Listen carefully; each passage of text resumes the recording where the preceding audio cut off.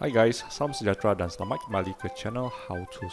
Video ini adalah khas untuk warga Selangor. Untuk pengetahuan kawan-kawan semua, anda boleh mendapat saringan Covid-19 percuma daripada Kerajaan Selangor dengan penggunaan aplikasi Selangkah. Saringan ini adalah sampai awal bulan Jun sahaja. So, untuk mendaftar bagi saringan Covid-19 percuma, pastikan anda sudah daftar dan install aplikasi Selangkah. Selepas anda berjaya login ke dalam aplikasi Selangkah, klik di butang Sihat.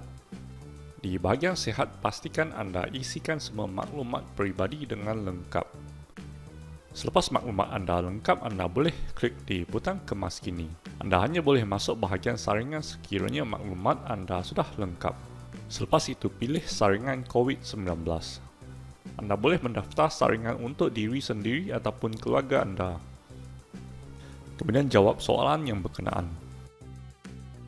Di bahagian yang seterusnya, anda boleh memilih lokasi dan tarikh untuk membuat saringan.